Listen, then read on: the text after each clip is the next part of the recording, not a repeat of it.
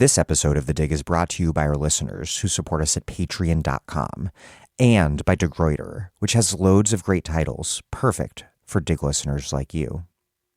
One that you might like is Beyond the Voting Rights Act, the untold story of the struggle to reform America's voter registration laws, by Gregory T. Moore. In his new book, longtime voting rights activist Gregory T. Moore chronicles the battles over voter suppression that have been fought in the United States. Moore explains how increasing access to voting and mobilizing people of color to vote can not only tip the balance in many elections, but also ensure the future of our democracy. Martin Luther King III said about the book, Beyond the Voting Rights Act tells a captivating and long overdue story that bridges the historic battles for voting rights that my father led to the landmark legislative battles for voter registration and democratic reform from the 1980s to the present. Beyond the Voting Rights Act by Gregory T. Moore, out now from De Gruyter.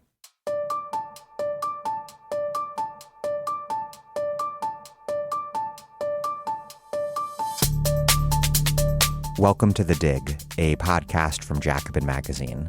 My name is Daniel Denver, and I'm broadcasting from Providence, Rhode Island. Thulani Davis has told the story of Reconstruction that you probably haven't heard.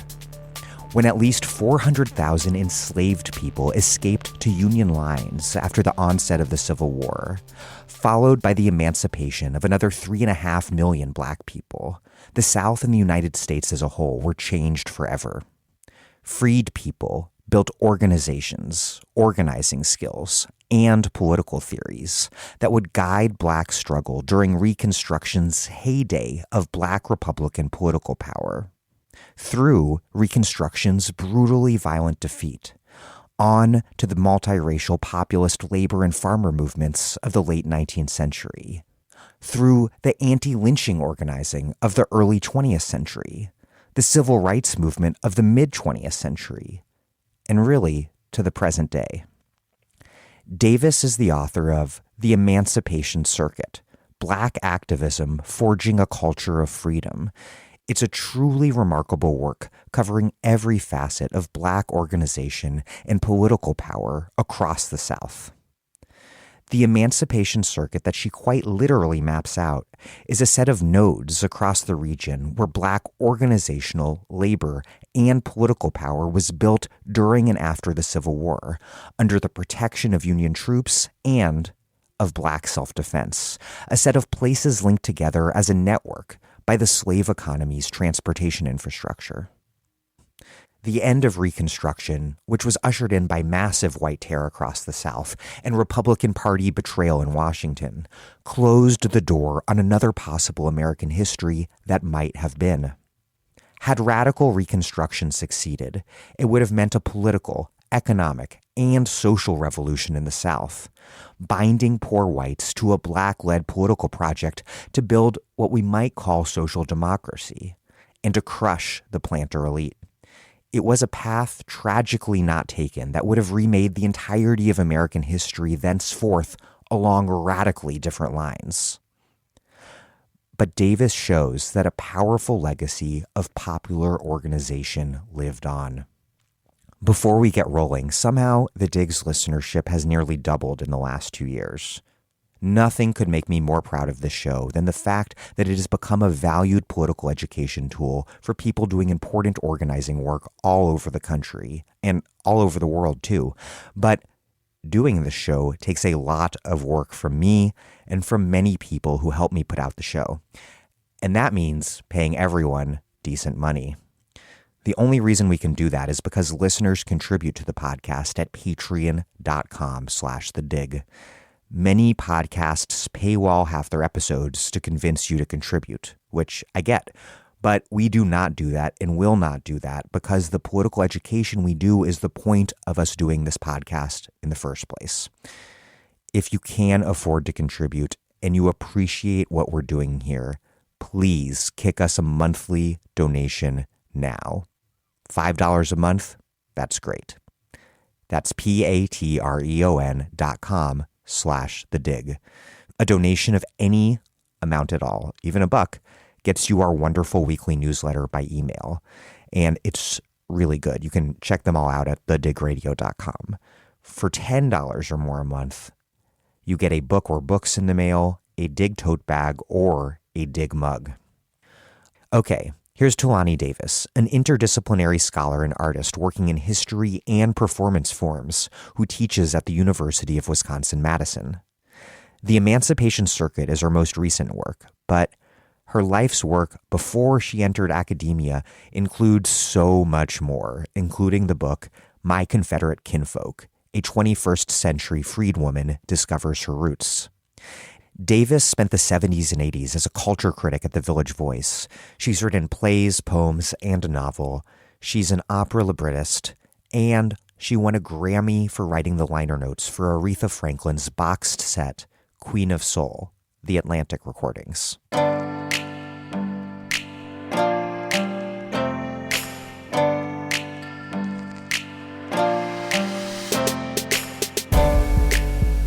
Thulani Davis, welcome to The Dig. Thank you. How are you? Excellent. I'm excited to have you here. You opened the book by citing Martin Luther King, who wrote that the mass movement that erupted during the summer of 1963 was, quote, the first offensive in history launched by Negroes along a broad front.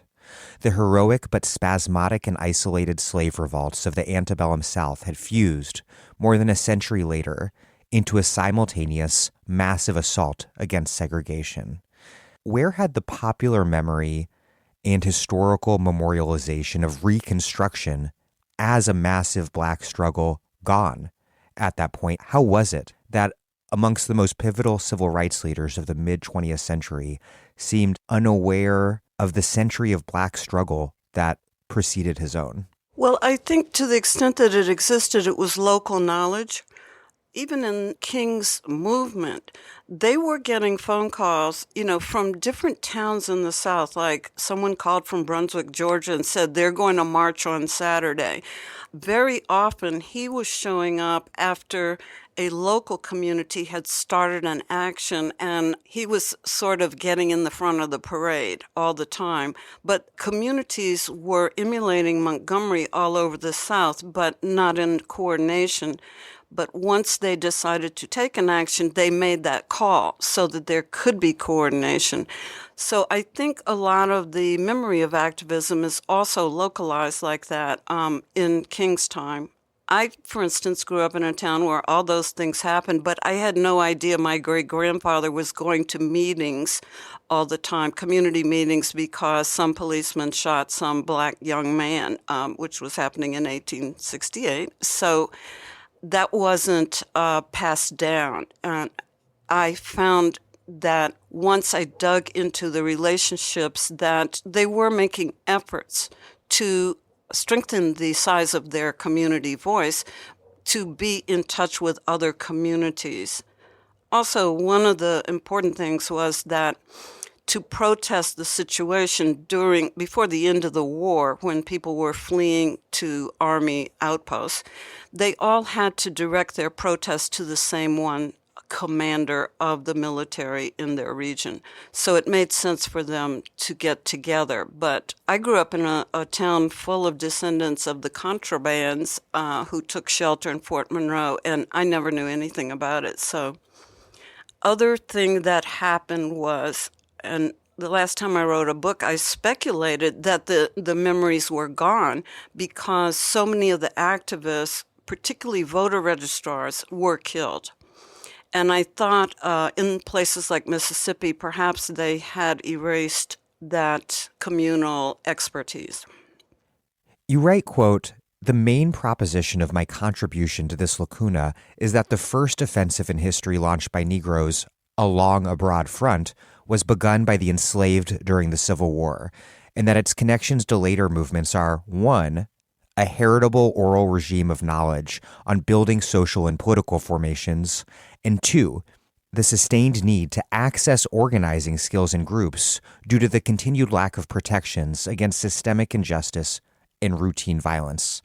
We're going to get into a lot of historical detail, but first, lay out your general argument here. What made this greatest legacy formed by freed people during Reconstruction a legacy above all else, of organizing. And how does that compare to how the legacy and experience of Reconstruction is typically understood, to the extent that most Americans understand it at all? Okay. Well, this is a good place to follow on what we were just talking about. The part that was heritable was organizing skill.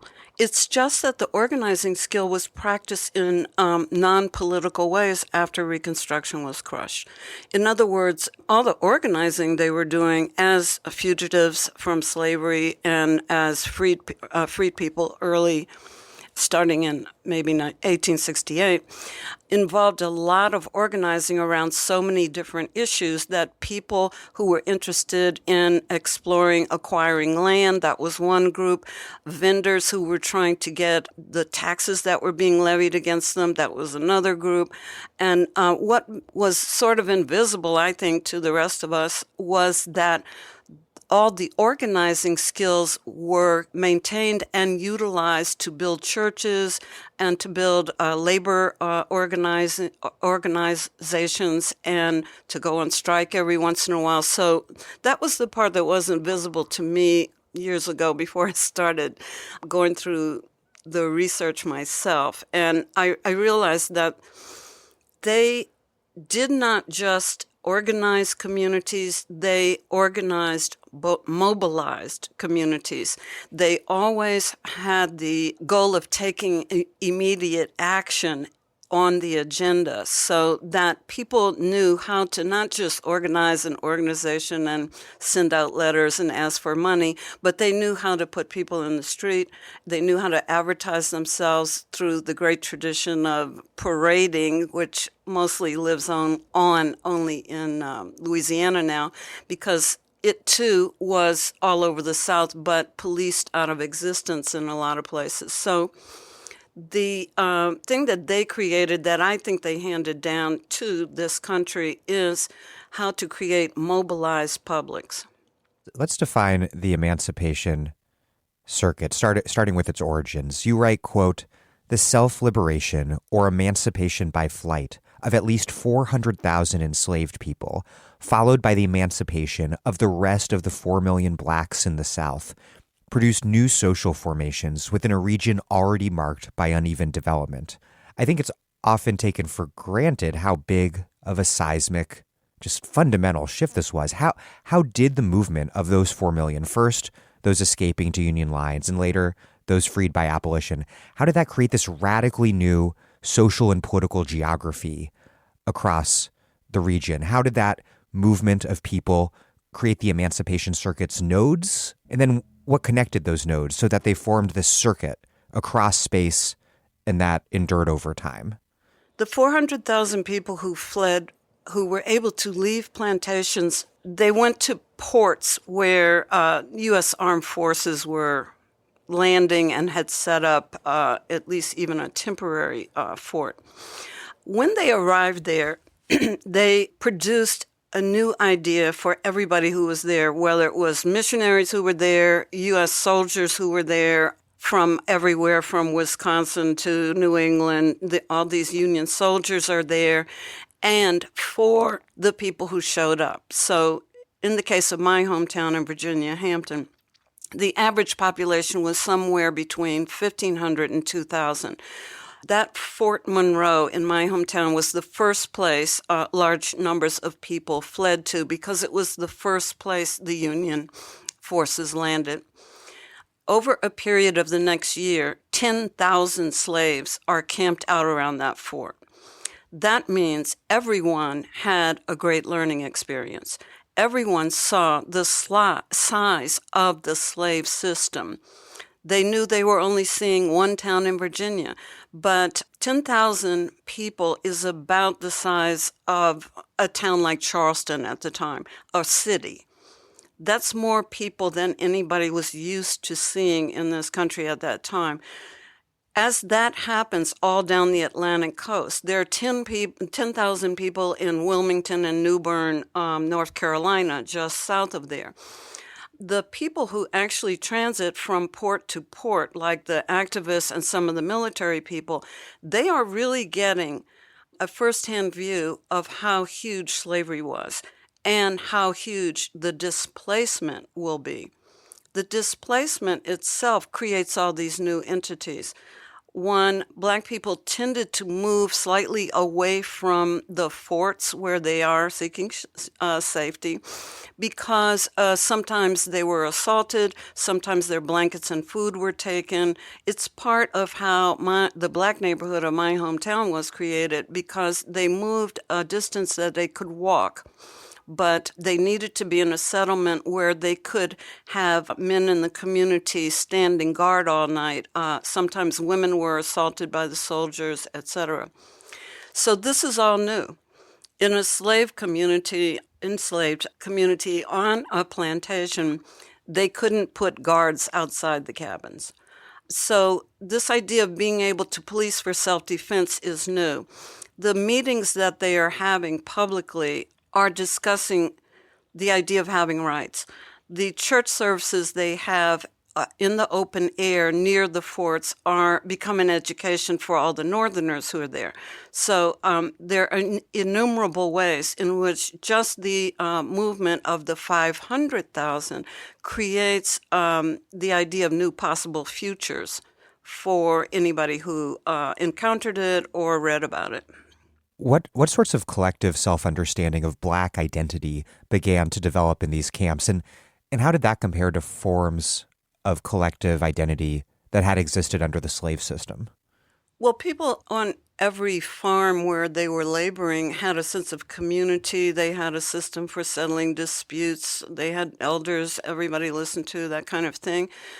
This revelation, let's say you went to a fort near where you had been, and it's also in a place near to where some of your family were sold.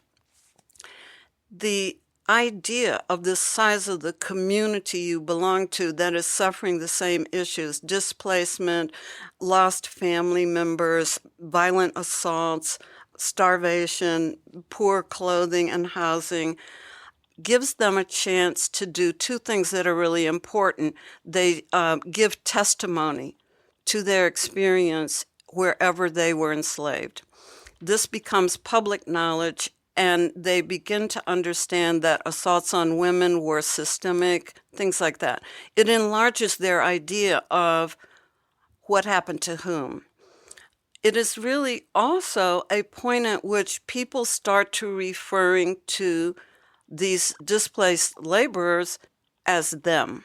For the next few years, they will debate, what do we want to call ourselves? They're calling us something, and they now understood it to be anybody who looked like them anywhere.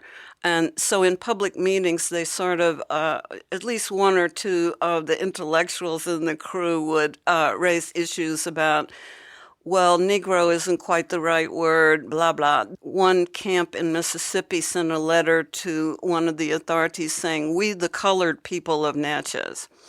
That's how they began to explore this long journey we've been on about what to call ourselves, because they realized they were being lumped with people they'd never seen in their lives into some they. They are the problem. They need to go back to work. So it brought this awareness of being part of this huge group determined really by race. You write, quote, "It was a circuit born of abolition, made possible by the presence of U.S. military during the war and after, and by the opportunity fugitive settlements provided for holding meetings in large assemblies, setting up schools, and conducting prayer meetings." And the U.S. Army obviously helped liberate so many enslaved people, and by the war's second year, the Army had started to form Black units. Many freed people were eager to fight for abolition. In the Sea Islands off the coast of South Carolina, the military set up the Port Royal experiment, this incredible experiment that redistributed land to freed people to farm without white owners around. But as you referenced just a few minutes back, the Army could also be quite brutal in places, forcibly impressing freedmen into being soldiers or forcing Black people to labor in conditions that in too many ways resembled slavery. What explains these varied approaches by the U.S. Army towards freed people as either an armed guarantor of rights, or in other cases, this new oppressor, or in many cases, I'm sure, a mixture of both. And how did freed people navigate that all, seizing these new opportunities and responding to new oppressions? The soldiers who come there, they come from all over the Midwest, New England, New York, the Mid-Atlantic states. Their familiarity with stories about the enslaved people would vary wildly. There's one unit that was from out in the Midwest that had enslaved people following them across Louisiana, Alabama. They followed them all the way to Montgomery. The chaplain of that unit was keeping notes. They treated people very decently. They had sort of no preconceptions about what enslaved people would be like. That chaplain had been in a hospital, had been seeing people in hospitals in New Orleans. He knew a lot about the devastation that people of all color suffered during the war. And he documented that when they got to Montgomery, locals drove by every night to wherever Black people were huddling, which was under bridges and in any kind of empty buildings. They would come by with guns and just shoot people every night. And he was as shocked by that as I would have been or you would have been. He had no clue how to understand it. Like, why would they just run by and try to kill these people who had been freed by, at that point, the war, even though it wasn't quite over? At the same time, there were many, many preconceptions among other soldiers about who Black people might be or what they might be like. And there were also actions taken by Black people that really mystified people who were seeing them for the first time. One example I mention is their church services where people sang and danced. A lot of people who wrote about it, who encountered that on the East Coast, thought it was rather savage. It was just so not polite. So they thought, wow, they have noisy religious practices. And so there were people who didn't spend enough time talking to individual fugitives to find out they're really smart, well-spoken people among them, people who are thinking about this situation, reacting to it as new also. In some cases, reporters did a much better job because they did interview individuals. And at least people who were reading the newspaper in New York were getting a kind of better sample of who the displaced people were and what they knew of their situation. You write, quote, "For most African Americans, emancipation was begun without assistance and created the need to develop resources from within communities to provide all the benefits and services commonly available in other regions, or in the South for whites, either by purchase or through municipal agencies. Housing, food, clothing, access to water and sewage, jobs, medical service, education, policing, roads, sites for spiritual practice, entertainment." How did people who had so recently been enslaved manage to pull that off even before the Freedmen's Bureau had arrived? And what role did what might be called mutual aid play in this Black organization building amid and following abolition? This is the hardest thing for me to explain to my students. We Americans are so sheltered from what displacement looks like and what it really is that it's very hard. I did this yesterday. I asked people, I was going to put on the board everything they think people might need who had done this fleeing from the plantation thing. And 2-3 years ago when I started doing that, everybody in my class would say education. That would be the first thing they need. Black communities have an intense focus on education as a way to move forward in society, always have. But my students couldn't imagine, oh, right, they have nowhere to sleep. So I said, let's start with food, clothing, and shelter. do they need money? So we will fill up 3 blackboards by the time we actually get through it. And I believe there are shanty towns outside of Mexico City where people did exactly the same calculation in the 20th century, 21st century. There are people across the globe doing this all the time, but it's really hard for us to imagine because we so seldom are without everything unless all the electricity in Texas goes out. Then when people, have to actually go out of their car, they can go out of their house, they can get in their car and still go get water. In Jackson, Mississippi, there is a place to go get water. In the 19th century, it would be about finding a well and having a bucket and having to carry it a long distance. So to me, it's unsurprising that they were able to make a long list of what needed to happen and to realize they had to divide up their forces so that different people tackled one issue at a time, and progress was made, hopefully, on all issues. Otherwise, they did things communally. They built houses for each other. In my hometown, if there was an old lady who had no family left, they would volunteer, go get lumber that was being thrown away by the army, and build a cabin for her and whoever was going to take care of her. That was a routine thing in the memoirs of the ministers who were down there working with them, that they didn't ask anybody's permission. They didn't even tell the minister they were going to do it. They just said, okay, we got to build Miss Gray a house. So I think one of the other things I would stress about this that makes it kind of amazing for us to understand is that they did this largely without literacy. No one's writing lists. They're not saying, okay, you're in this committee, here's the 4 things, I've written it down for you, here's the 4 things you're going to do. I try to imagine that all the time. Yeah. I can't imagine keeping that level of organization in my head. Yes, and they had always had to, or they'd had to keep everything in their heads.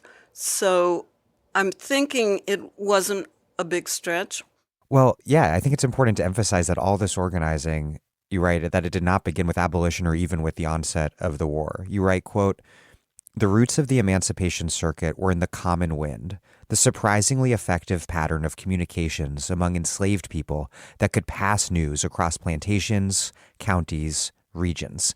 And they could also apparently pass people, because you tell this remarkable story from 1864 when Union officer Lieutenant Hannibal A. Johnson and three fellow officers escaped from a Confederate prison camp and then they knock on slave quarter doors and then were passed from plantation to plantation for I don't know how, this incredible distance, by enslaved people until they made it back to Union lines. How did the common wind operate at such a large scale? And to what extent did it lay the groundwork for the Emancipation Circuit? And in what ways was the circuit something entirely new and different?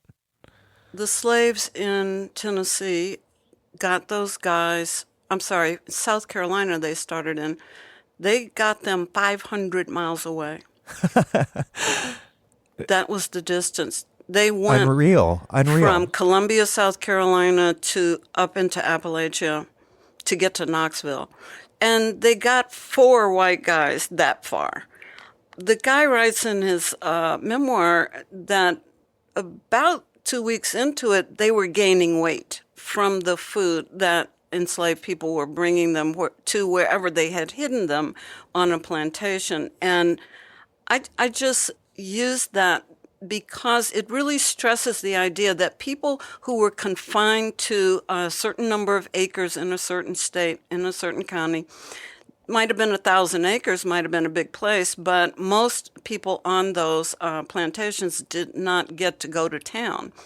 They did not get to visit places they've heard about, and yet they had familiarity with the routes that people used who did go such places. So the first night those guys arrived, they are able to tell them, no, you don't want to be on the main road because blah blah's forces are coming down that main road tonight, because they're also having to pay attention to the movement of the war, and they know Confederate soldiers are coming that way.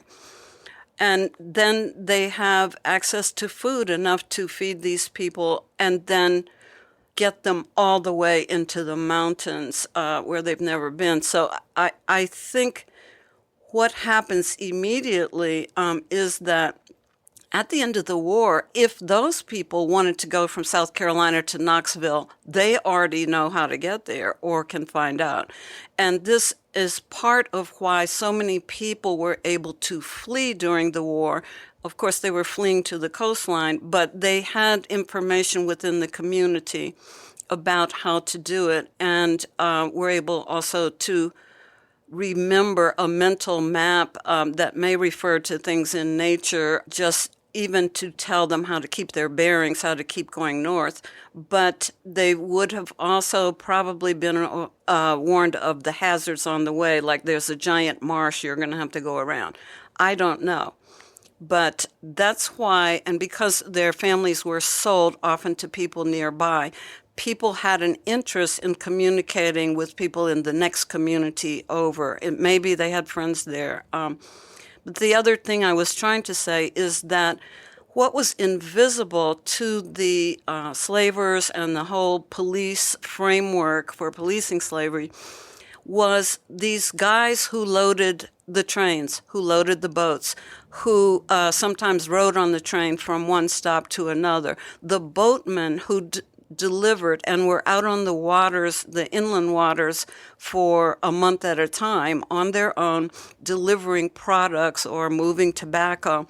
Those people were invisible when people started thinking, how do we police these free people?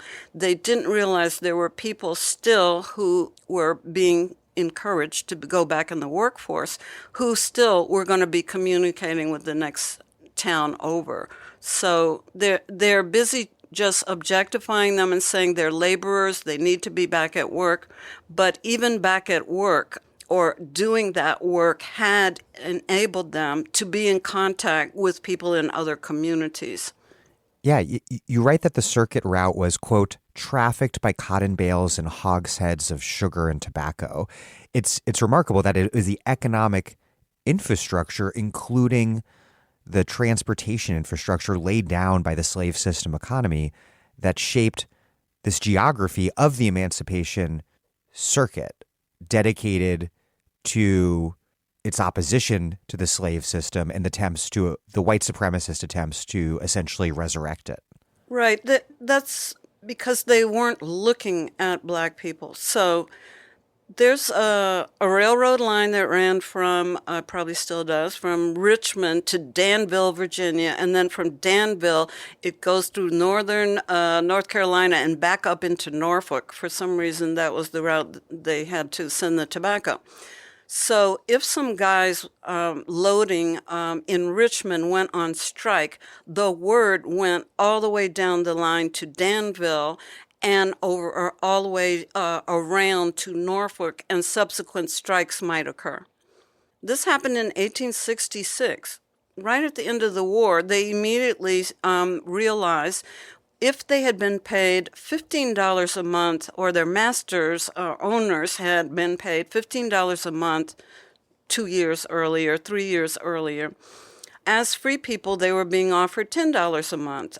This happened across the board with people working on docks, people working in tobacco. The wages were lowered as if the same person who had done it as an enslaved worker did not know how much money their owner was being paid.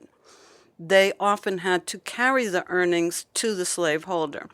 But it's like, yeah, but that's the old days. Now you're getting 10.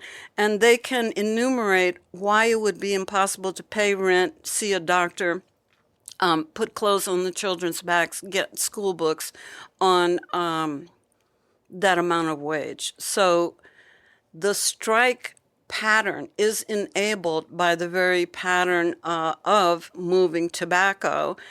And no one thought, wow, this will allow workers to be in touch with each other in two states, because they just saw the people as lifting things and moving things.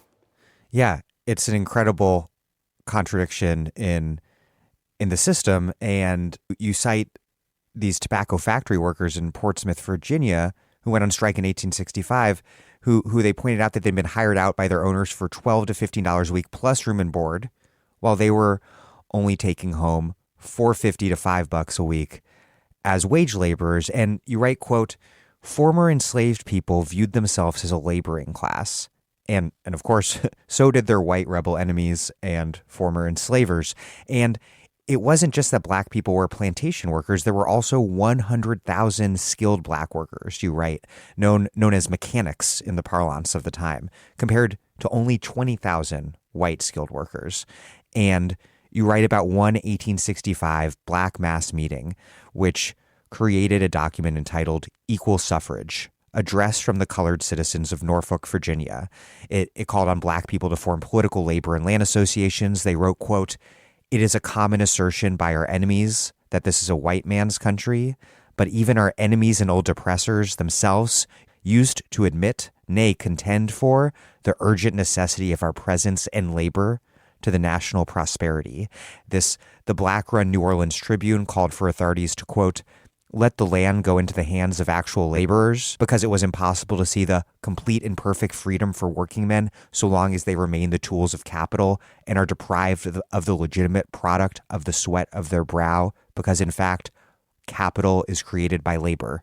What sort of class consciousness did the race consciousness of freed people entail, and vice versa? And how did they understand their economic position, and how did that understanding shape their economic philosophy or ideology?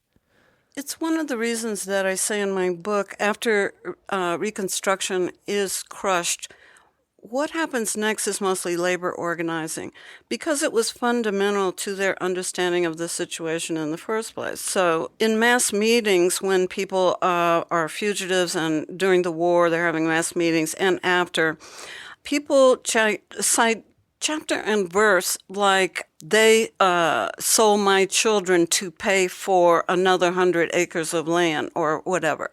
They would give specific examples in which they had been monetized, their bodies had been monetized, or their children, in order to acquire a specific piece of property that increased the value of the holder's, his bank account, so to speak. They would give specifics along that line, but more common was the notion that people were saying, that's why we were brought here. We were brought here only to work. And in some cases, women might say, apparently we were also brought here to have babies, to make more slaves. But they all understood they had not been brought for any benevolent reason. No one was trying to get to know them when they got here, that they had no identity in the culture other than as laborers. So it really shouldn't be surprising. But you write, quote, one can get so inured to the idea that Southerners did not want African Americans voting and being part of state government that one does not bother to look for other forms of self-interest beside racism that voter repression serviced. Controlling the labor of the survivors of the slave system was of primary importance. This reminds me of the famous Barbara Fields line, one I've returned to with some frequency, quote, probably a majority of American historians think of slavery in the United States as primarily a system of race relations, as though the chief business of slavery were the production of white supremacy rather than the production of cotton, sugar, rice, and tobacco. Looking at the position of the oppressors, how did the ideology of white supremacy serve the economic demands of subjugating black labor amid Reconstruction and through redemption? And then inversely, how did those economic demands serve white supremacy? All of it revolving around fixing black workers in place. Some of it was kind of stupid, as you were implying. For instance, those mechanics who had made more money in slavery or for their owners, they were in those jobs in the first place because they would have been cheaper than white mechanics. So you end up having a job that white people are not really competing in.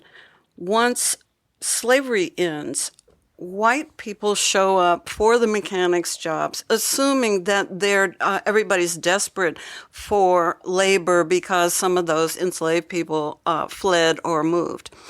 So suddenly there's new salaries for white workers on the docks. And it's the idea of negotiating with people who had been enslaved is so repulsive, according to the articles in Southern papers I was reading, that they can't wrap their minds around what was in their greatest self-interest. In some cases, like in Virginia, they just went and shot the people who were doing the strike, or they would shoot two of them and hope the strike would be halted. So it turns out in Florida that all these dock workers become some of the most vital employees of the economy because they are moving all the lumber. And they have great success in getting even the state legislature to shorten their days, first to 10 hours, to raise their wages. And they get some compensation for what had been happening earlier, where if a guy died, they would just throw the body off the dock into the water, and not allowing the community to give him any kind of funeral. So they start fighting for all kinds of rights that have to do with just decent treatment.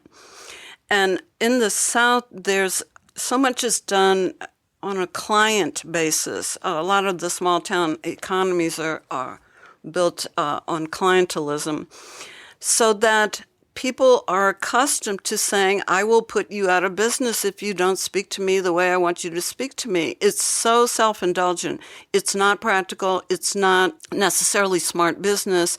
It is propping up a system that privileged certain people to the extent that when I was a kid in the 50s in Virginia, during segregation, if I ran into a store to get a comic book, my father had to tell me, so that nothing weird would happen to me, that when I went to pay for the comic book, I had to wait for every white person in the store to pay for their goods first. The privileges of being first and not having to wait in line were more important than making money. So if I got tired of standing in line and decided I could live without the comic book, so be it. Because they did not regard our economic power as important as keeping this comfort zone that they were still in control of this population they had controlled violently since 1619. I want to tease out a particular really interesting example you explore in the book, the example of Florida. How did white leaders use racism in Florida to repress Black labor? How did that dynamic play out there, which I found to be a really particularly interesting example in your book, because at the time Florida was largely undeveloped and sort of this blank slate for capitalist fantasy dreams for future development. There was sort of a lot of competition among the white people who wanted to run the government in the first place. So there were like 6 different groups trying to control the state once Black people were going to be able to vote. But largely the approach to keeping Black people from being the voting majority they would have been was divide and conquer. They did things on the books, like they ended up reconfiguring counties and redistricting them, gerrymandering as we call it now, so that districts that were white minority had a heavier percentage of how they counted the vote, to minimize those Black communities. It's very much like what's going on now, to minimize the impact of communities where there were large numbers of Black voters. So that's one thing. Also, the industries that wanted to come in were the industries that are there now. Hospitality. There were people who wanted to build resorts there, and then there were people who wanted to deal with lumber and products that come from lumber. But they were going to need a lot of ordinary labor just to clear the land. So most of the southern half of the peninsula was still wooded. They weren't, the enslaved people who had been there were chopping down trees. So everybody ends up fighting in the top half of the state. And they rely on white supremacy to gain support. They have some very, very harsh ideas about how to punish people for what they consider offenses against white culture, like interracial marriage, interracial sex, living together. There are enormous fines and prison time for that. They sort of reinstate physical violence, like whipping people. They used extreme measures to scare these freed people about doing whatever they wanted to do and trying to live fully in some idea of freedom. That was very successful. One of the governors they elected who ran with this white supremacist platform was a guy from Wisconsin who used to be the editor of one of our newspapers that still exists.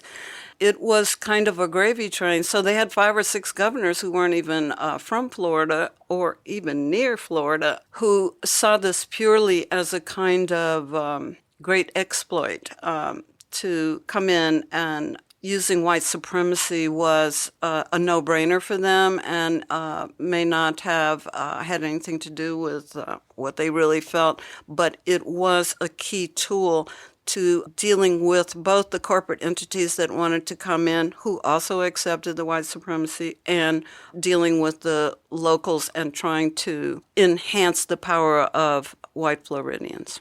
One notable thing across the South was that Black people, when given the opportunity, farmed more food and fewer staple crops like sugar, rice, and cotton.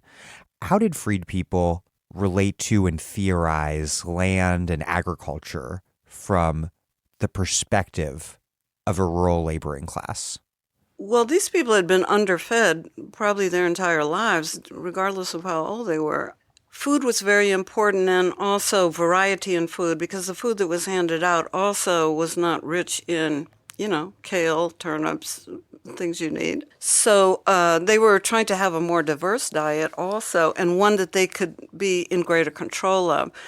They thought raising smaller crops was all they needed, in a way, to sustain their family. They're not raising crops to be sold across the country.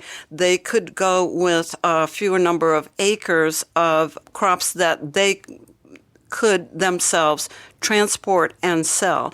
A lot of people in these coastal communities were vendors on weekend days and took things they were growing into market, things they were making, could even include baskets, carvings, cloth, whatever. But it was about being self-sustaining. You write that rural areas were often the strongest bases for Black political power during Reconstruction. But today, of course, we think of cities as Black political strongholds, or at least we did for the latter part of the 20th century. Why was the countryside so much more conducive to freed people exercising power? Both things are true for the same reason. It has to do with where the majority of the Black population was. By the 60s, they were in Gary, Indiana. They were in places where we were struggling to elect Black mayors because there was 50% of the electorate, or slightly more than 50%. And it became kind of a rule of thumb that you have to have an over 50% electorate to elect those people. But Reconstruction defies that. The people in Norfolk, for instance, the Black population in Norfolk went back and forth across the 50% line. They elected people when they were in the 40s. And that means they were good at politics. If you don't have a majority, you have to have political skills. And we're watching that now in all these places that are 50-50 or 50-49. The results we're going to see will have to do with political skills, not numbers. But in the 60s, we got to thinking that was the thing. In Louisiana, there are more Black people in the rural counties than there were in New Orleans. And in more counties because they had been put there in slavery to work, and large numbers of people were in various areas all over Louisiana where, according to crop, so where they were raising cotton, there were lots of black people. Where they were raising sugar, there was lots of black people. They also had on-the-job issues. So even after Reconstruction, they're still fighting for fairer wages and more freedom in their immediate environment and things like that. They have an honest lead on the political process because they aren't moving. They wiped out most of the representatives in New Orleans, and there were dozens of them, very early in the Reconstruction years. That was due to effective politicking. So in these communities in the middle of Louisiana and in the sugar parishes, they stayed organized because they were continuing to organize, this is my theory, around labor issues as well. And they were also places where enormous violence, like Gatling guns, were brought in to contend with their first big strike in 1887. So everybody kind of realized the stakes were very high, and they were able to maintain the ability to elect people for a longer period of time. That's true in quite a few places, and I was sort of surprised myself when I looked at it. And they continued to do the labor organizing and also to create exoduster movements. These same people are creating migrations when people feel like, okay, I'm still not getting anywhere. The organizational skills that had done all the previous mobilizations just came into play, where whole communities would have meetings for years and put in money for years because they were trying to migrate and take a whole community in so doing. They would take a whole neighborhood. We're going to move the whole neighborhood. Either to Liberia or out west. Yeah, mostly to Oklahoma. Well, they started going to Arkansas, then Oklahoma, Nebraska. There are 500 remnants of all black towns in Texas. So they start really moving up the Mississippi and then west. You write, quote, "There is little wonder that the most prominent structure of black political organizing after the Civil War became the mass meeting, which, in its diverse manifestations in fields, in churches, on coastal shores, and at the perimeters of forts across the South, was a public declaration of citizenship. A public declaration, you note, that freed people often protected themselves at gunpoint. What were these mass meetings like? Who organized them? What processes guided them, and why did white people find them so incredibly alarming?" Okay, I'll go back to where I started with when people came south and saw all these black people, they started having shocking experiences. The black activists who came from the north never went to meetings that big. They might have gone to meetings at Mother Bethel in Philadelphia. That would have been hundreds of people, but not thousands. Having riflemen outside would not have been necessary.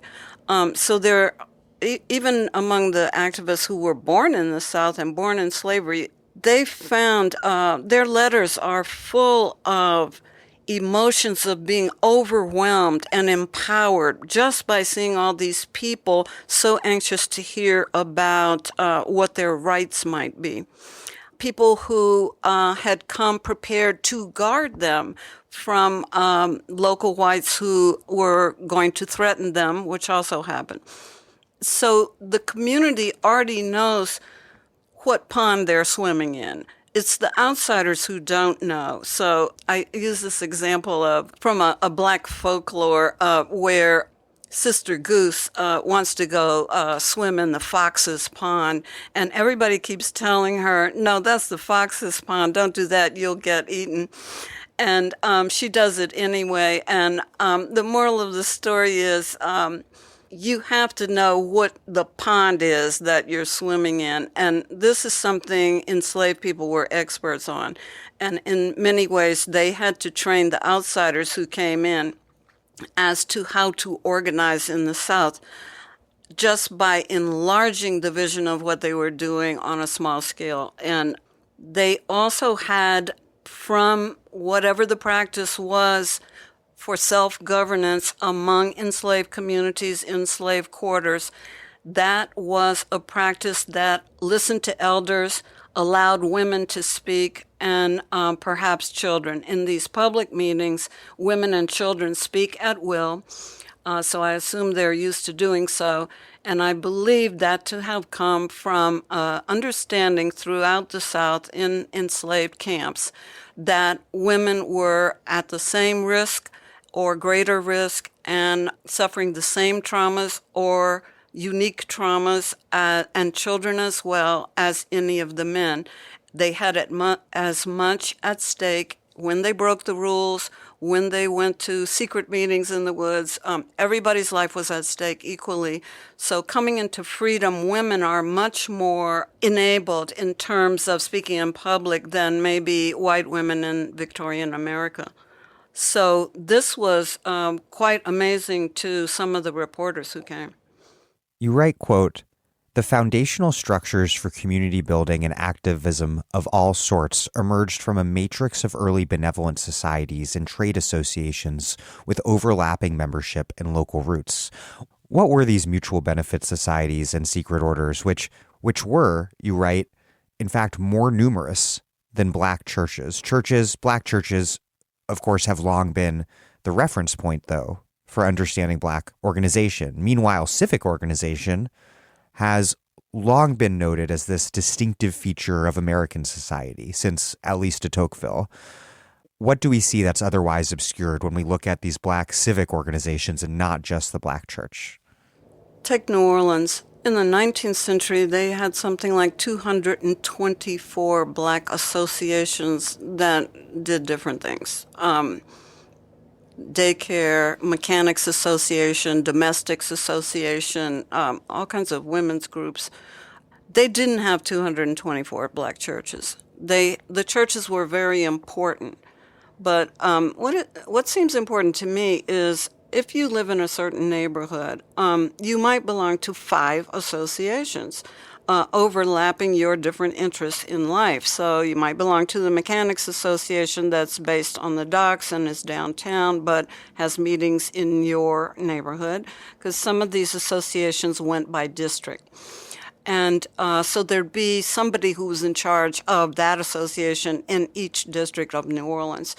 That means that if you belong to 5 associations and you have a big project you're trying to do, whether it's electing an official or putting on a festival or fair that will fund an orphanage, you have 5 different groups you already belong to that you're going to bug and say they really, as part of your association, have to come to this thing and make a contribution. It makes voting organizing very easy. So they have people in every district who can turn out the vote. And they just start with their local associations, which might be religious. It could be, there are variety functions. There are people who are playing soccer, playing baseball, that have a society or an association to put on games. There is an association to form a fire engine group for one black neighborhood or another black neighborhood.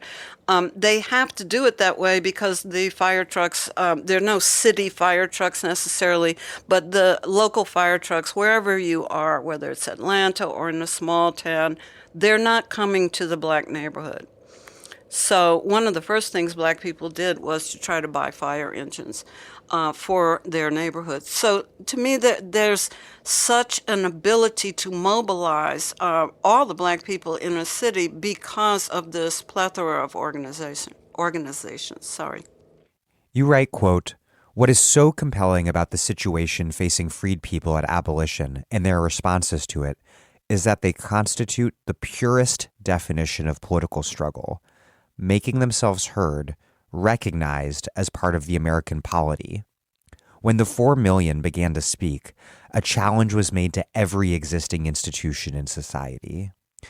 What did freed people, for centuries denied legitimate political agency, say when they began to assert their membership in the polity? How did freed people develop their political theory in relationship to dominant American political theory, and perhaps also more broadly in relation to theories across this larger Black Atlantic? And I guess in particular, how did they approach this fundamental contradiction of American freedom with these revolutionary universal principles on the one hand, and this reality of brutal, racist, rampant exploitation on the other? To the last question, enslaved people had been living with that contradiction ever since they heard about the ideals that were going to be the basis of this republic. I think they found the ideals, particularly in the era of the revolution, exciting and important, and they took them to mean, okay, that means me too. And over the years began to be able to ponder the contradiction of those things not being fulfilled. The only thing I can use to compare it to is what happens with immigrants who come to this country now. So for a few years in the South, there are thousands of people taking a civics course in what the ideals of the country are and also the mechanisms by which the country works, what their rights are. Immigrants come here and they do that in a shorter period of time. But they are much more aware in different situations of the stakes for the principles of the republic than many Americans who learned it in elementary school, and it's not all that fresh in their minds. So you find that this community who had this education over and over again and refreshed between 1868 and 1873, that's a couple of generations of people who know way more about how this country tried to build a structure that could enable those ideals. They know much more about it than a whole range of people who live in the same state with them who have not yet had the chance to have a public education. Because these freed people are going to invent the public schools in the South. So if you imagine all the white people who lived in Alabama and Mississippi, what they knew about the Constitution, the founding, and the rights of every individual, compared to what these people going to these mass meetings are learning and understanding. There's a real sharp contrast to the point that even years later in King's movement, there are local people who have to brush up on which laws are being broken and what civil disobedience can be done. I mean, there's a kind of refreshment course that happened in the civil rights movement about what is and is not legal practice, because some of the practices were outside of legality. But the activists have to sort of come in and say, okay, here's the deal. Hi, this is Olufemi O. Taiwo, and you're listening to The Dig. You can support the podcast at patreon.com. This episode of The Dig is brought to you by our listeners who support us at patreon.com and by Haymarket Books, which has loads of great left-wing titles, perfect for Dig listeners like you. One that you might like is A Spectre Haunting on the Communist Manifesto by China Miéville. Few written works can so confidently claim to have shaped the course of history as Karl Marx and Friedrich Engels' Communist Manifesto. Since first rattling the gates of the ruling order in 1848, this incendiary pamphlet has never ceased providing fuel for the fire in the hearts of those who dream of a better world. In this strikingly imaginative introduction, acclaimed writer China Miéville provides readers with a guide to understanding the manifesto and the many specters it has conjured. As Mike Davis puts it, in Miéville's brilliant interpretation, the Manifesto is like a great comet whose periodic return blinds the sky with its light and urgency.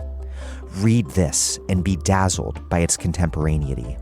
A Spectre Haunting by China Miéville, out now from Haymarket Books and available at haymarketbooks.org, where US and UK readers receive free shipping on orders over $25 and £25, respectively.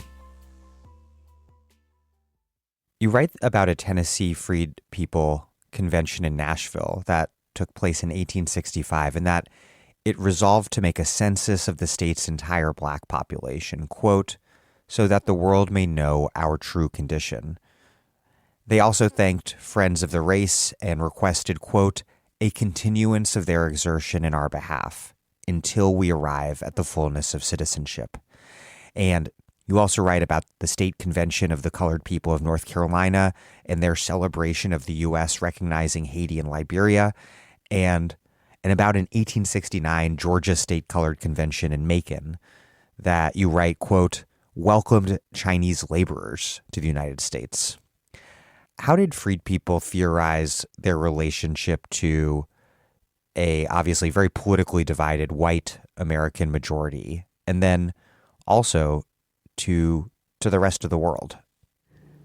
I'm not sure how they came to theorize it. And I was going to say, one of the really important things in the first day of freedom was that there were all these black newspapers, and they covered things that were going on in the nation's politics and also elsewhere in the world.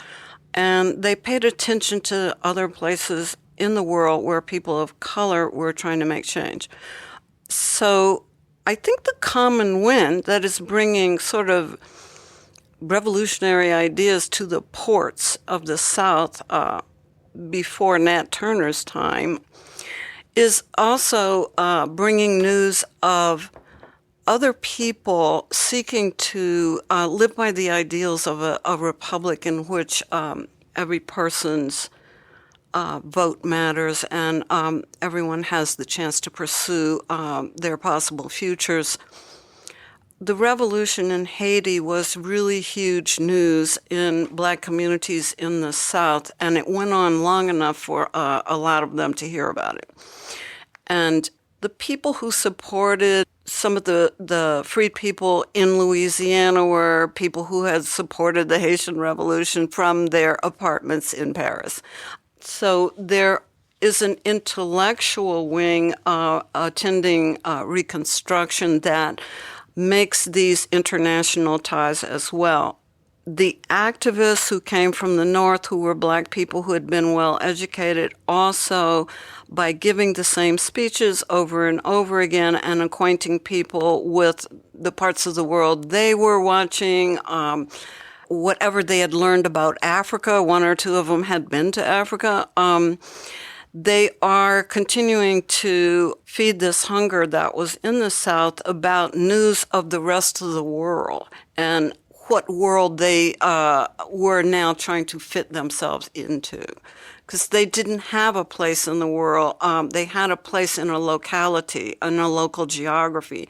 But once they become the they and then elect to become the we, they want to see, well, who is the we?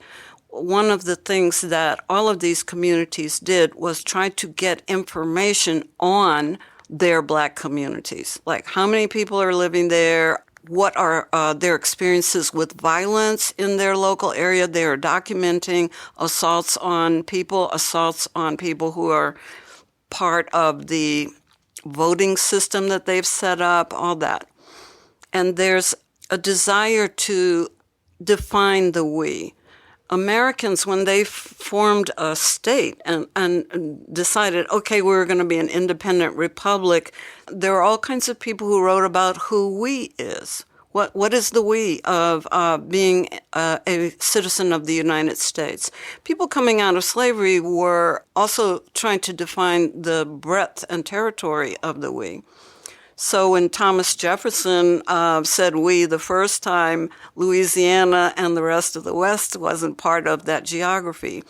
he had the vision or the idea that, okay, we should be bigger.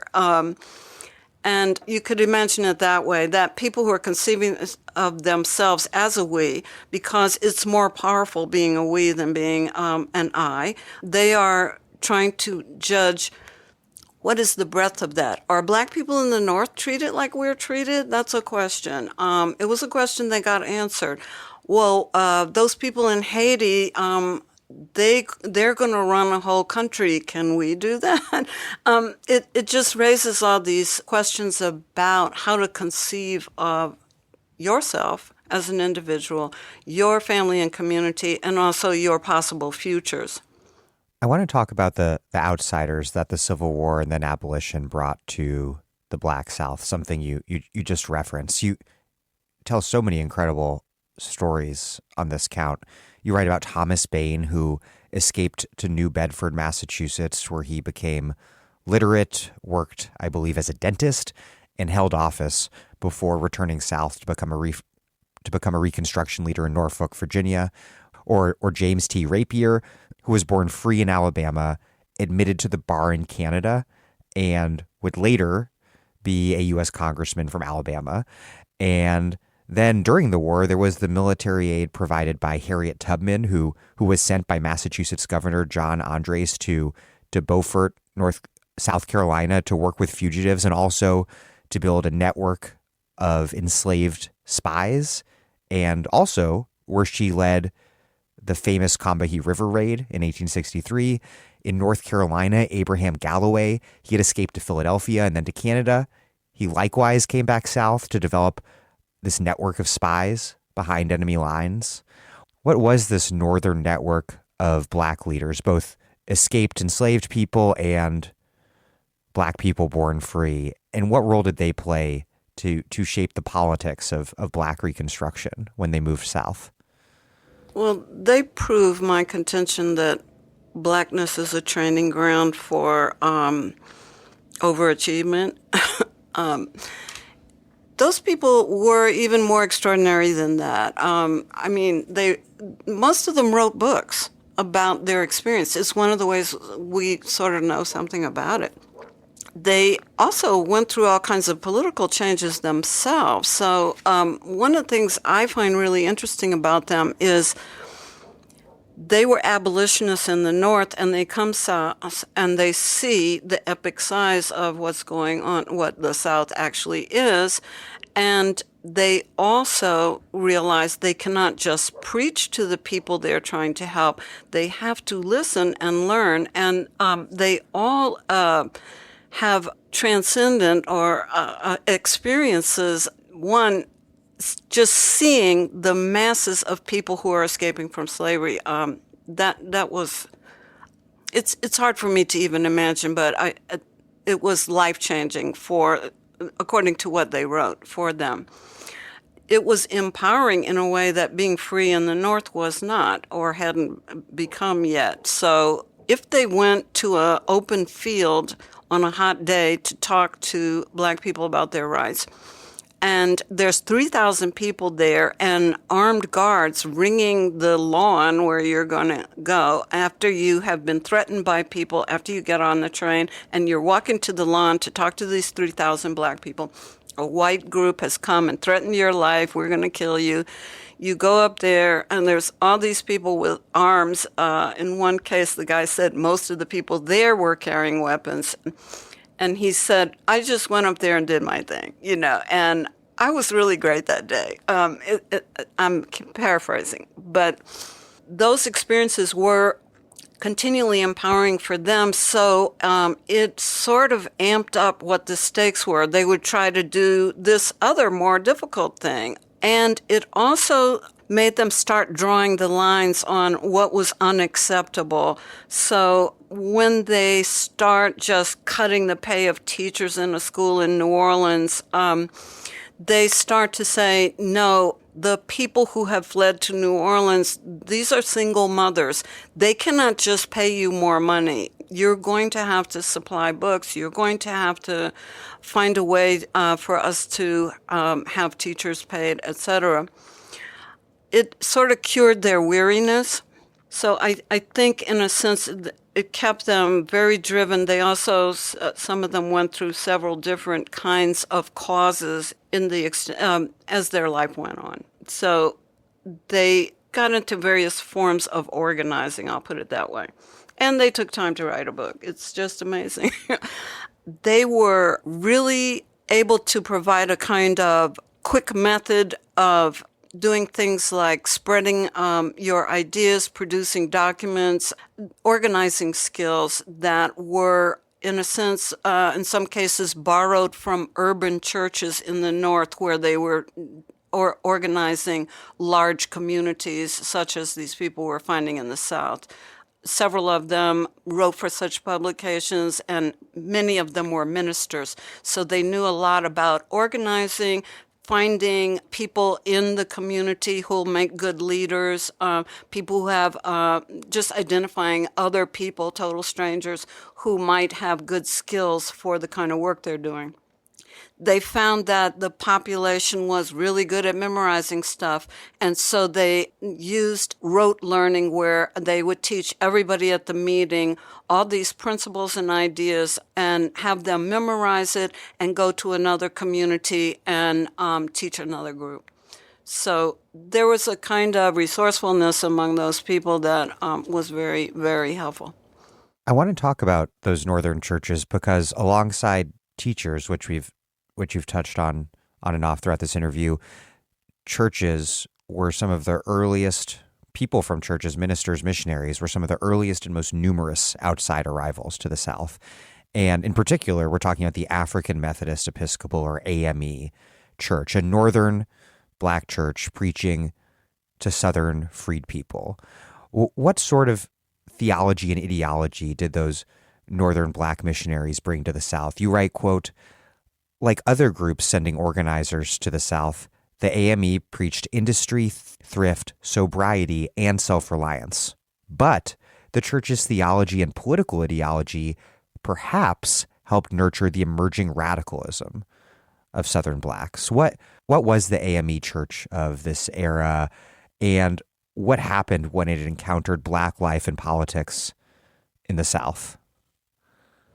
That church grew enormously during this period. They came out of protest because the Methodist Church in New York was discriminating against early Black New Yorkers. And they decided they had to have their own churches, and that evolved into their own practice. So they felt almost as if ordained by a higher power. They were the really right people to go south because they knew that in the South, freed people were going to still have to form all Black churches and missions because of the previous segregation, whereby enslaved people were put in the balconies of white churches.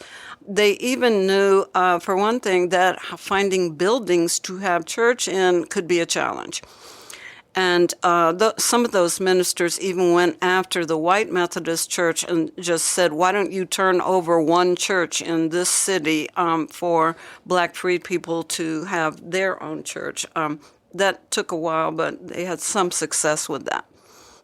They felt that the way they preached interpretation of the Bible was particularly suitable or particularly geared to not just Black audiences, but people emerging into a world of redefining what their lives are going to be like, because those they had been, with whom they'd been building the churches in the North, were some people coming out of Northern slavery. There were people just coming north, people who were redefining their lives as free citizens of the United States.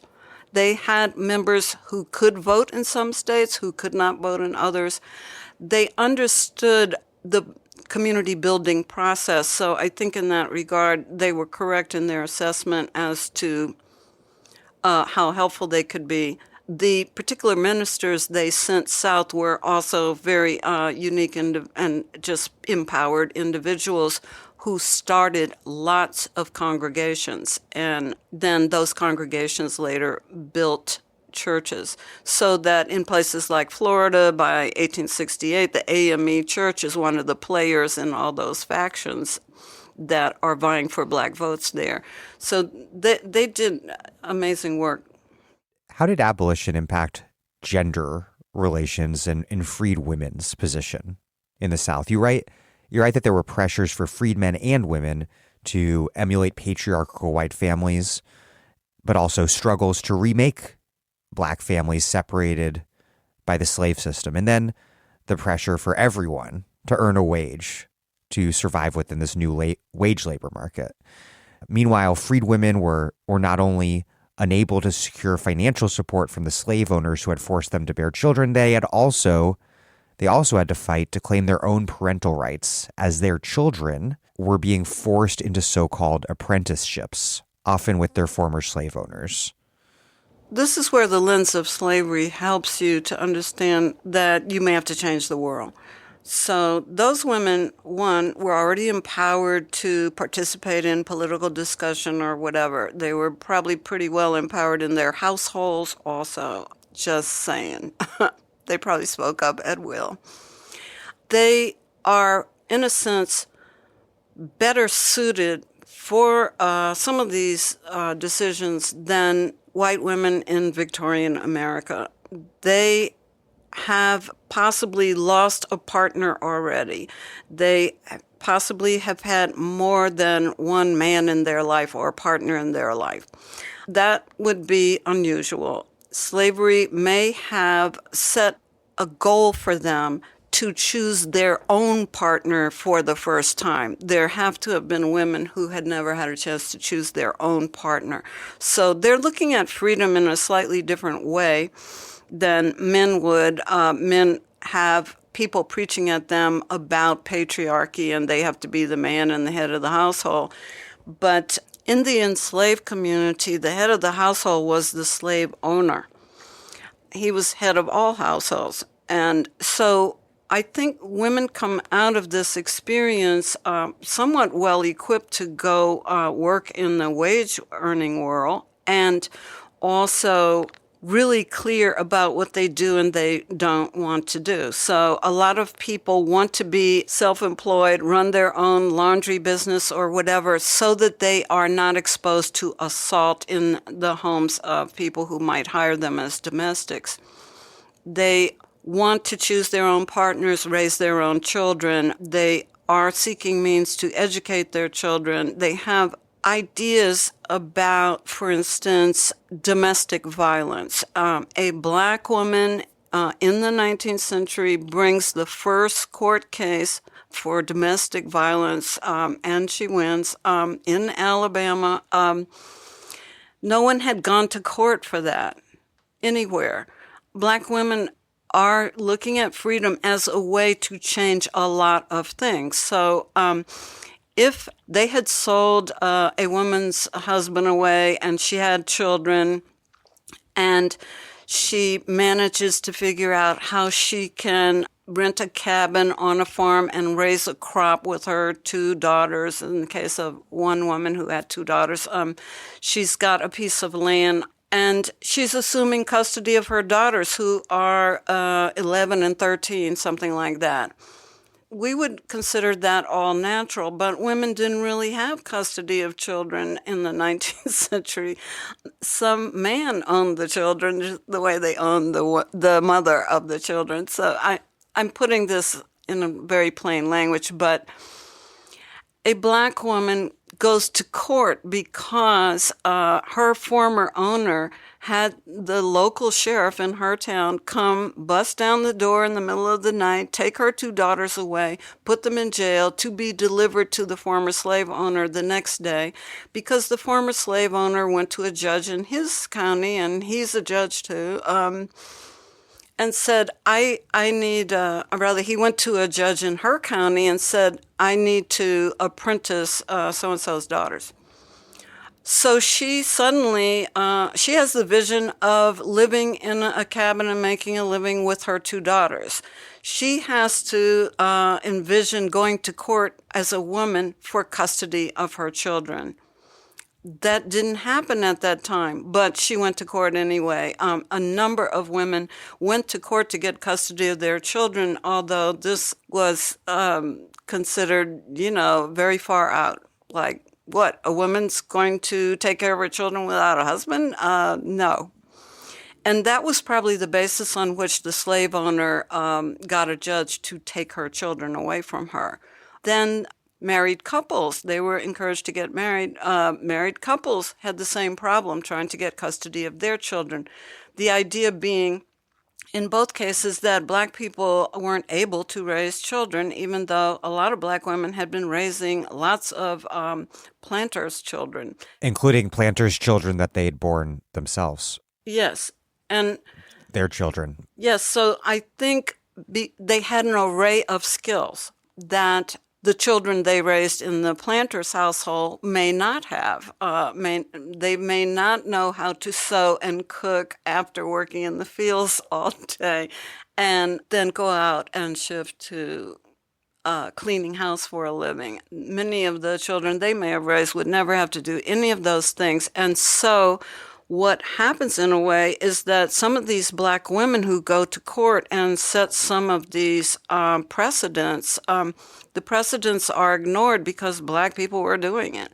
So they thought, this is really crazy, but in a way it was like it didn't apply because it had to do with a Black woman in Alabama suing for domestic violence by her Black husband. That doesn't apply to the rest of us, but it did. And eventually someone used that as a precedent. When did we get state laws against domestic violence? In the 20th century, and pretty late in the 20th century. So that's kind of what I was driving at about Black women, because their vision about what they needed to do and what they were capable of doing was slightly different. They initiated a lot of things that women across the board are going to find out they need. So-called social equality was the specter most often conjured up by white supremacists, and Black leaders, including legislators, were quick to mock this argument. The Georgia editor of The Colored American, J.T. Shufton, wrote, quote, "Is the colored man as anxious to have social and political equality as the white man is to not let him have it? We think the answer to this will be a negative, at least in the case of social equality. He has enough of that without his consent, God knows." In Alabama, Black delegates trolled their opponents with a proposal to punish any white man found marrying or cohabitating with a Black woman with lifetime imprisonment. And then there was Abraham Galloway, this delegate to the North Carolina Constitutional Convention, then a state senator and head of a Wilmington Black militia that drove out the KKK. He responded to statements, I believe on the floor of the legislature, that Black men were sexual predators by pointedly reminding his colleagues that he was biracial and that his father was a wealthy planter.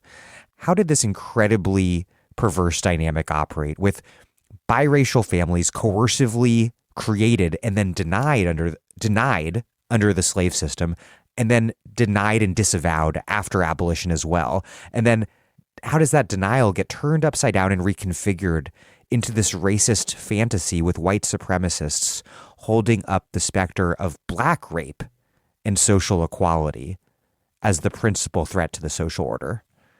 Well, first of all, the Black politicians had a lot of fun with the issue. There were many biracial people among them who had white fathers, and they loved making jokes about it to make the people in the in the constitutional conventions and in the State House uncomfortable. I think that was sport for them. They knew that the people who were trying to make laws where if a Black man raped a white woman, he would be in jail for 1,000 years. The people who are trying to write these laws, they do know that there's a concubine tradition in most of these towns. They knew There were people who actually would have built a house for the Black woman that was supposed to be their constant companion outside of their wives. They knew the people in the gentry who had biracial children. I think they wanted to make sure they could provide a policing element to any other attractions in freedom. I guess that's the way I'll put it. And having a biracial culture wasn't going to be good for them. They would end up losing power. So I think one of the nightmares was, even though people were bred to keep the workforce growing during slavery, they were definitely trying to prevent us having a more biracial culture, for sure. Among the most straightforwardly remarkable things about Reconstruction was simply that in many places, Black people, including many recently enslaved people, governed in the South alongside white partners. And the key Republican Party forces operating in the South at the time were the Union Congressional Committee and the Union League. What sort of organizing did those groups engage in? What sort of people, both Black and white, Northern and Southern, did they send out as organizers? How did they operate and navigate the dangers and opportunities that they encountered on the circuit? And then lastly, how did they engage in building Black and Republican Party political power that led to massive Black representation in state legislatures, in the U.S. Congress, and even in statewide office? The URCC guys mostly gave speeches. Quite a few of them were Black. The Black guys doubled as church founders, political activists. Being with the URCC was just one job they did in the South. The Union League guys worked grassroots. They stayed in communities over a long enough period of time to really get the lay of the land and to empower other people to do the work when they moved on. So they might just stay in Alabama and move in different communities. There were Union League guys all over Georgia, Alabama, Mississippi. They had different experiences in each of those states. It was much harder in Mississippi because the policing was really severe. They had to really have secretive meetings and guards outside. They just really had to look out for being assassinated. In Alabama, the state Republican structure was more helpful to them, and they were able to peaceably set up a lot of operations. And yet the violence came when election time came, and voter registrars were killed in several places in that state.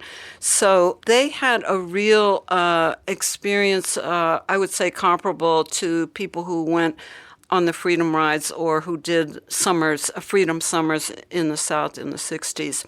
Dangerous contacts. People can spot you a mile away because you don't look like a local. And having to talk local people into who were at a greater threat or more constant threat to coming into meetings. With the Union League, though, one of the things that's pointed out in the literature on them is that local people wanted to talk to them, one, because they could read, and two, they were negotiating contracts, and three, they wanted to know the kind of language to use in order to negotiate better contracts for sharecropping or whatever they were doing. So these guys who came in to do political organizing ended up working on a lot of agricultural contracts and telling them, no, you should ask for better conditions, you should ask for more pay, and blah, blah. So they empower the community, teach them how to do those things, possibly even teach some of them how to read. So the work is, they're really heroic figures. They were probably wildly transformed themselves by the experience they had, because most of them were not Southerners, and they probably had to learn all these different tricks of being discreet. And it must have been just absolutely wild to everyone involved, Black and white, supporters and adamant opponents when this process of organizing led to Black elected officials in the South, including, as I think you referenced earlier, people who were not literate and who had recently been slaved, but who were serving as savvy, able, strategic legislators. It was like the end of the world, I think, for some people. It's like, oh, the world's over. Yeah. But they said, we're going to stop the end of the world and rebuild in our own image. So they did that. But I think there's like 10 movies in my book. The guys you were asking me about before with the AME Church, who went south, who wrote books, who held elective office, who had to sleep with guards in the attic of their house. That's a movie. The Union League guys, that's a movie. And some of them were Black. They weren't all white guys, but that's a movie. It's a form of adventure in America that hasn't been depicted in fiction yet. And I think at the same time, there are all these accidents that enrich the culture. Like one of the women who came south was Charlotte Fortin, a well-educated, she came from a long line of Black abolitionists. She was a poet, a writer, and an accomplished musician. She was rowed back and forth from the island, the sea island she was living on, into the mainland, at least like once a week or whatever. And these Gullah people who rowed her sang all these particular songs when they were rowing, and she memorized them and wrote them down as sheet music, and she wrote a whole collection. It's the first collection we've ever had in this country of Southern Black music, spirituals and folk songs, etc. And she just would learn them while she was in the boat, sing them maybe, or sing along, and she notated them. And it was just an incidental thing. She thought, I should write these down. So there's a lot of wonderful accidents of having people go south and who were willing to take the adventure. And they learned a lot of other things that makes it possible for people like me to learn about what it was like. And luckily, they also shared what it meant to them to have those experiences. One of the earliest episodes of widespread white violence in the South that you document surrounds the so-called insurrection rumor of 1865, this conspiracy theory that there would be a massive Black uprising to seize economic and political power that thus justified violent white repression. You cite so many chilling examples of massive violence against freed people and Republican leaders. The Camilla Massacre in Georgia, which shot and wounded Black legislator and labor leader Philip Joyner, alongside nearly 50 others killed or injured, or Florida's Jackson County War, which raged between 1869 and 1872 and included the murder of at least 75 Republicans in the county, mostly Black. And something clear just throughout your book is that all freedoms are just pretty obviously premised on security from violence. And you write that massacres often, quote, signaled the end of Reconstruction in those places, all of which were on the Emancipation Circuit.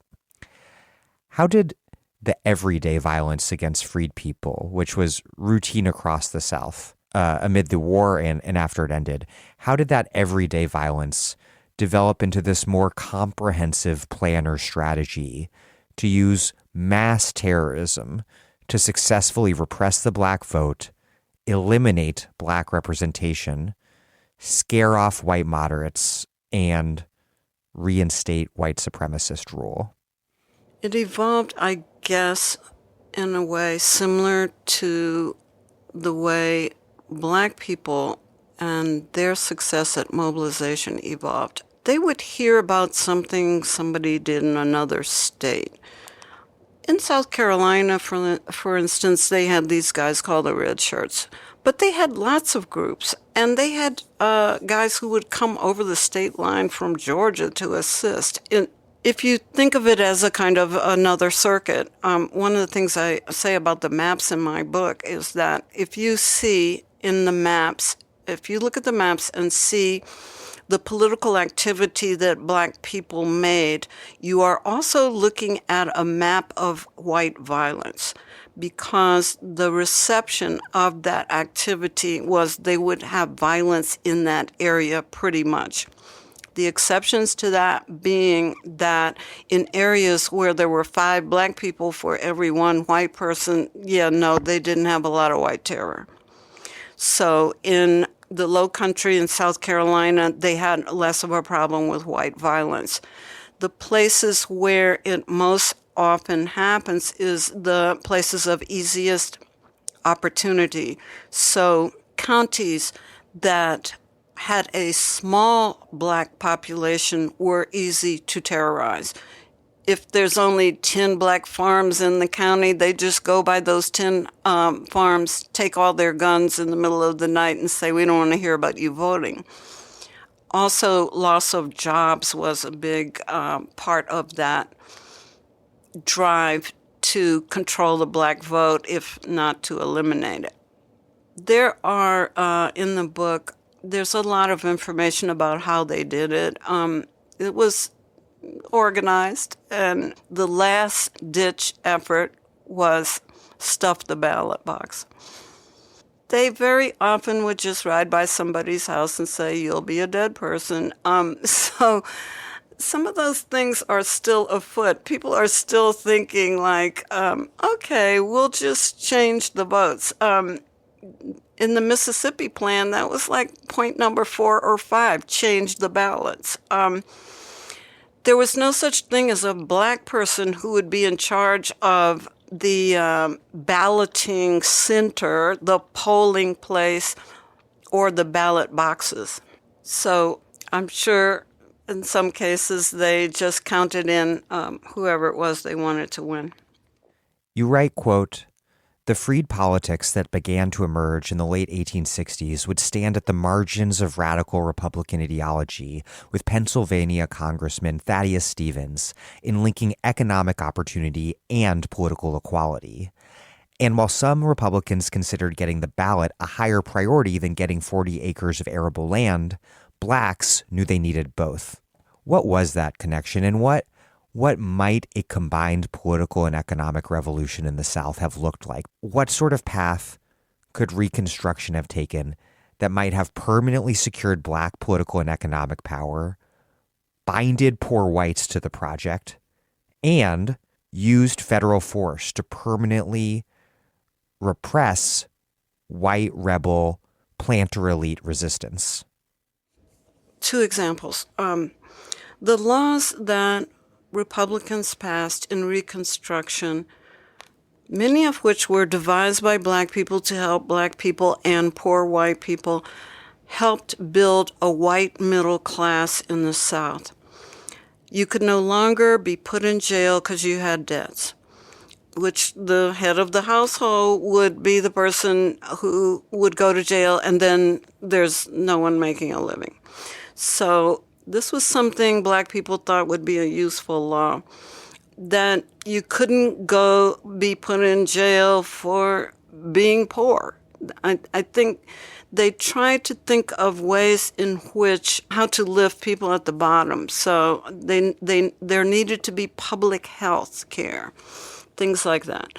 The things that they did helped build a white middle class. Had more people gotten 40 acres and a mule, the next generation would have had the roots of a Black middle class.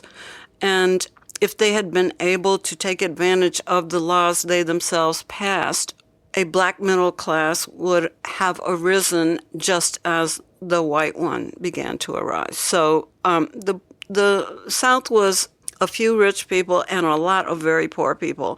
So the South, in trying to rebuild itself after the war into the New South, basically built a place in which there was an ample white middle class. And I think that's all Black people were after. If they had gotten reparations, exactly the same thing would have happened. If they had even got what you could call back pay from the end of the war to whenever the check was written, they would have been able to buy farmland, a house, have money for school books for their kids. It would, even that amount of money, which wouldn't be a just reparation, but if they had gotten back pay from the end of the war, it would have been the kind of money that would have allowed them to buy a piece of land. If locals would sell them a piece of land, I don't know. But there was no investment made in getting people situated so they could make a living with the skills they actually had. Well, Thulani Davis, thank you very much. Thank you.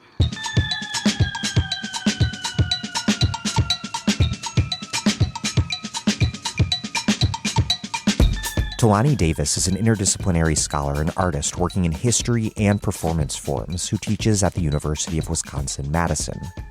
The Emancipation Circuit is her most recent work.